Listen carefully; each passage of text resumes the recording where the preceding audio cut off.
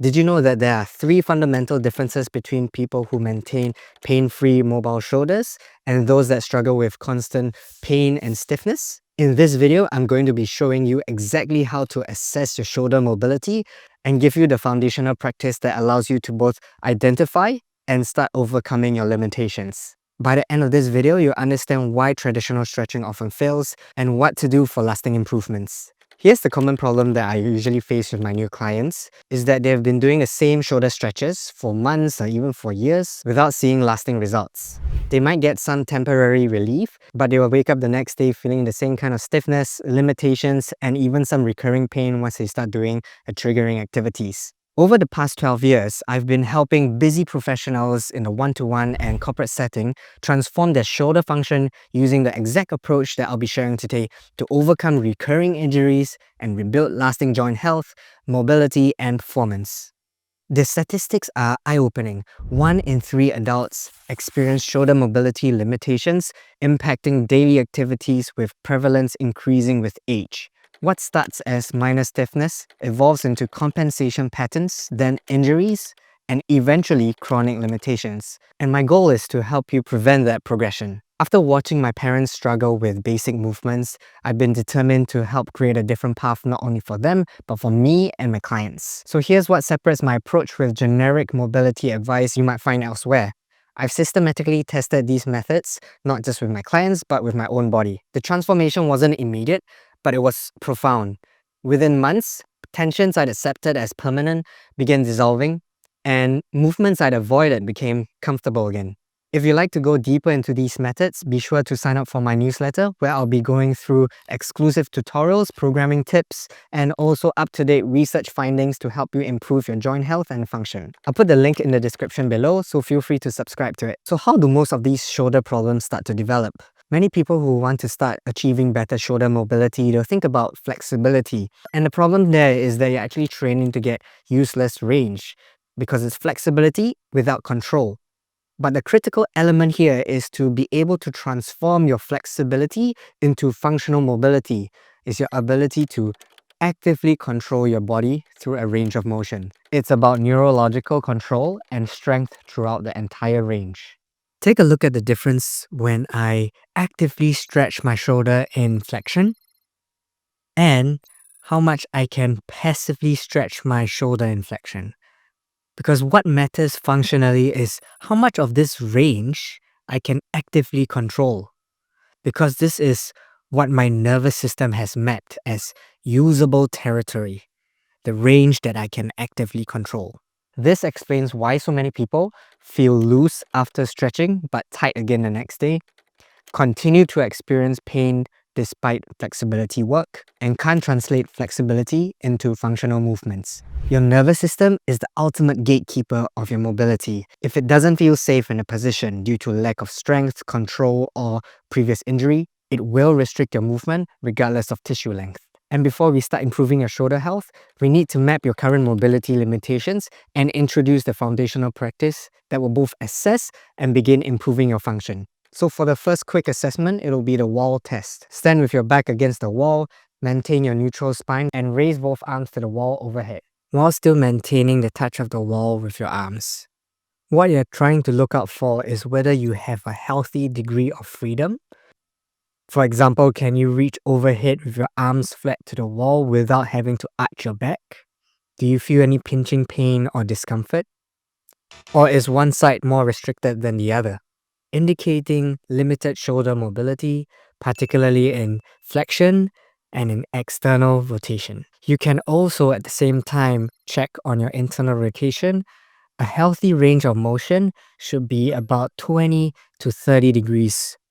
I'll now introduce the most valuable tool that you can have in your mobility practice, and this is called controlled articular rotations, or in other words, CARs. What makes CARs so powerful is that it can function both as an assessment and a foundational practice or training. Here's how to perform a proper shoulder CAR. Step 1. Create tension, engage your core along with the rest of your body, and maintain this throughout the entire movement. This is called muscle irradiation, and it enhances your nervous system's ability to control the joint. Step 2. Isolate the shoulder joint by keeping your spine neutral and avoiding pushing your neck forward. or compensating through other forms of movement like leaning or twisting. Step 3, move slow and controlled, trying to work on the outer limits as best as you can, especially with every rep that you do. The next one, we're going to be working on our glenohumeral joint, our shoulder. So I'd like you to get your right arm out and swing it all the way across into your end range.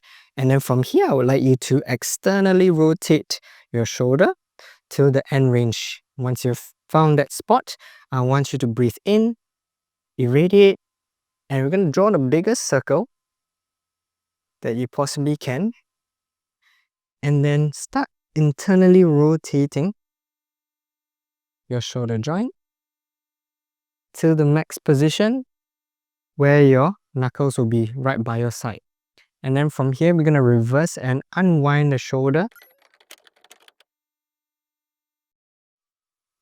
And right where we started, in an external position. As you perform the cars, pay special attention to regions where movement feels restricted and the differences between your left and your right side. I refer to these limitations or restrictions as sticky points to identify your current limitations, and these are the areas we need to address specifically. If you have any nerve pain or pinching pain, we should detour around it due to the lack of capsular space. I'll go through how we can expand the capsular space in upcoming videos. Most people discover that they have certain limitations in their flexion, extension, and even the external rotation. So just take note of where your current limitations are, map them out, and we can start to track them subsequently once you continue on with this mobility practice.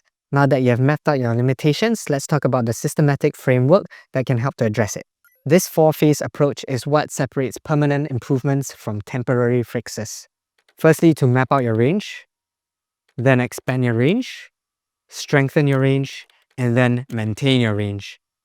Today, we are focusing on phase 1 and the maintenance practice that forms the foundation of lasting improvement. And what makes this approach essential is that it addresses 3 elements in your functional mobility: your articular health, which is the condition of your joint surfaces; your tissue extensibility, which is the length and quality of muscle and connective tissue; and lastly, your neurological control, which is your brain's ability to access and use the available range. And this is what's lacking in flexibility training: the neurological control as well as the articular component of it to determine lasting changes. Many of my clients are surprised by how challenging proper CARs can be. And that signals that you're engaging your nervous system in a new profound way, rebuilding that neural connections necessary for improved mobility. One of the key factors that separates effective CARs from ineffective ones is the tension and control that is applied. Without tension, you're not going to be able to provide your nervous system with the best stimulation to drive adaptation. However, with proper tension, you're creating new motor control patterns, allowing you to achieve better control and range of motion. Some examples of how you can integrate CARs into your routine would be: you can do it first thing in the morning, before workouts as preparation for priming the joints, after long periods of sitting, and during travel to maintain function of your body. For beginners, start with 2 to 3 rotations in each direction daily, and as you progress, you can actually increase the intensity by altering the tension, the precision, and eventually adding external load or resistance by using bands or weights. You can also increase the frequency that you do it, the duration of it. There's a lot of ways that you can alter the intensity, but do it in a progressive way so that you don't injure yourself and delay your progress further. You now have an approach to help you self-assess and also a daily practice to help you maintain and gradually improve your joint function. But here's the truth: if you have significant restrictions or limitations in your shoulder mobility, then you need more specific exercises to help you address those issues. CARs alone will not be able to provide that breakthrough that you're looking for. These stubborn limitations often require a targeted approach, and the method that I use is called PALS and RAILs. And I've created the video here that goes through this exact process that I use with my clients to help them achieve more range of motion and overcome neurological barriers that they are facing with their shoulder mobility. So do check it out.